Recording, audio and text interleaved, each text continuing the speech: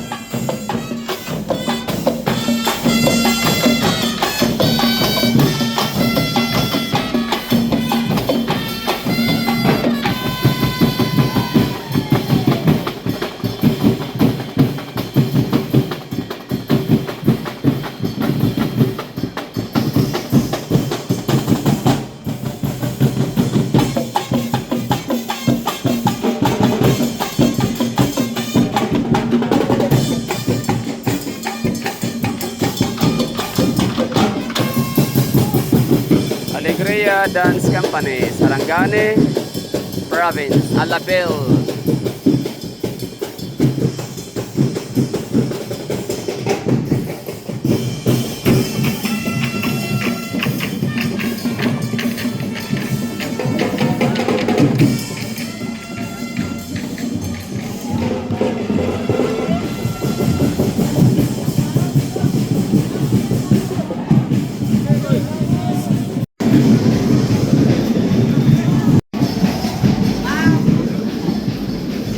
So dito na tayo sa crowd, sabay tayo sa mga tao, sa mga spectators. Good morning, 7 AM na to mag-alas 8 na, so we're late na, pero it's okay, than never.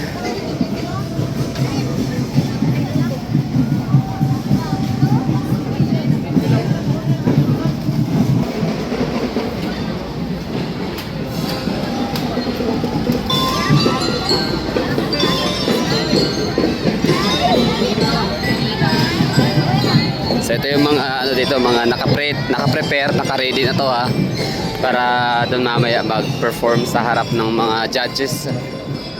So Rojas Avenue. So ito pala yung natin dito. Hitsura ng kalsada natin.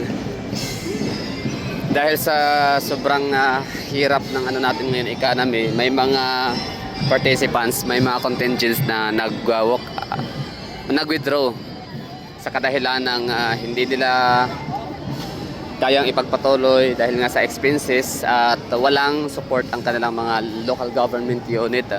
Kumbaga hindi sila sinuportahan dahil sa crisis, ganun, kaya napa-withdraw sila. So nakalungkot kaya kahit pa sa laki ng premyo sa maaring mapalalunan at mga consolation prizes dito sa Davao City Indak sa Kadayawan Festival and Pamulak Festival, still hindi yun sapat para ma-convince ang mga LGU ng ibang lugar sa Mindanao para i-support, i-finance ang kanilang mga contingents, participants.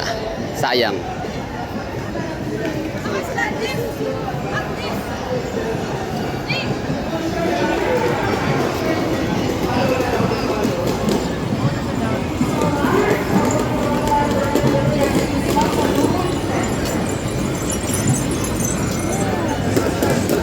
Okay, so ito lang yung natin dito coverage lang. Pagdaan natin sa lugar, halo sa crowd, tapos sa mga contingents. So di ko alam kung anong magiging nito ngayon, kinalabasan ng coverage natin, kung saan tayo pwede pupwesto. Usually kasi doon tayo sa kabila, pero yan na nga, dahil sa huli na tayo, sa pinaka-positioning area dapat kung saan nakaupo rin yung mga judges. So ito yan pauna lang naman na natin vlog coverage nga. Maraming mga dayo dito. May mga ibig sabihin dayo is mga foreigner.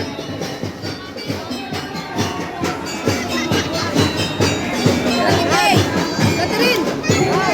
At yung iba dito, siyempre, pamilya, relatives, no, mga supporter, mga supportive friends and relatives na mga contingents and participants.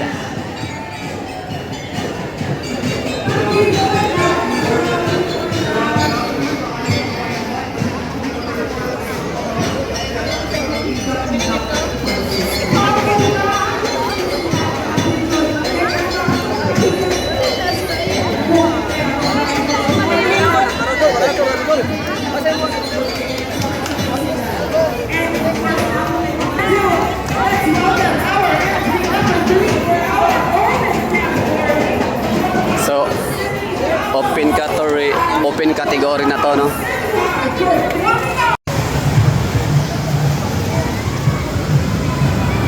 Open category na tong naabutan natin. Time check tayo. 7:48. So, grabe na yung tao dito. Ang dami na. Kahit pa sabihin natin huli, nagising ang iba. Pero hindi ganun pakali. Basta ito na yung ganap dito, ha. So, dahil nga kahit pa nga sa balitang may mga nag-atras, still, andito pa rin yung crowd. Marami pa rin mga nanonood, marami pa rin ding mga participants.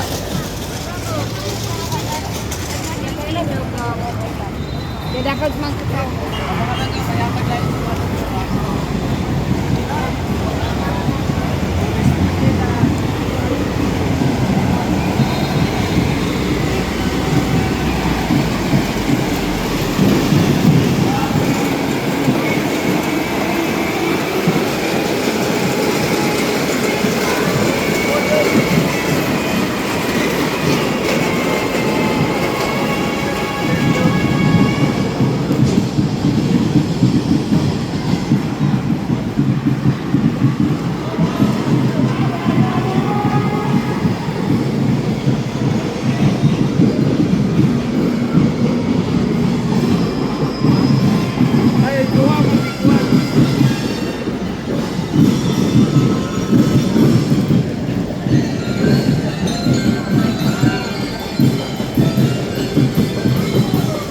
So, madami din dito tayong na-observe, no, bilang isang marites. Kapag batsyag na mata, parang ano pa dito, hangover pa yung iba. O yan kasi, inom-inom kayo kagabi na manonood man pala ng ganito, kinabukasan.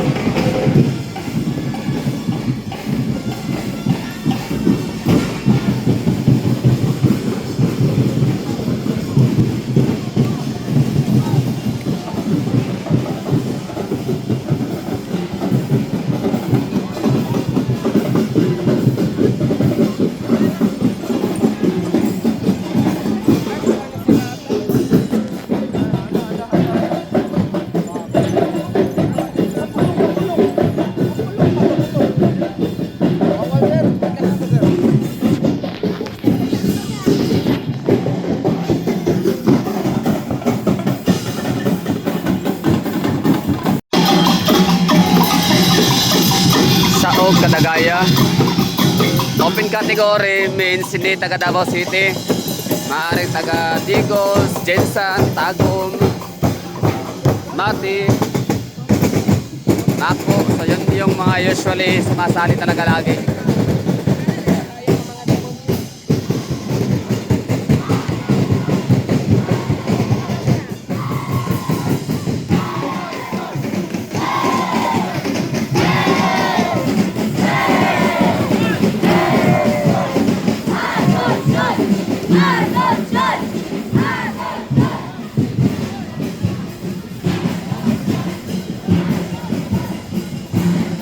So ito yung pinakahuli, no, na entry sa open category. Saan galing? Ano yun? Lugar? Sarangani.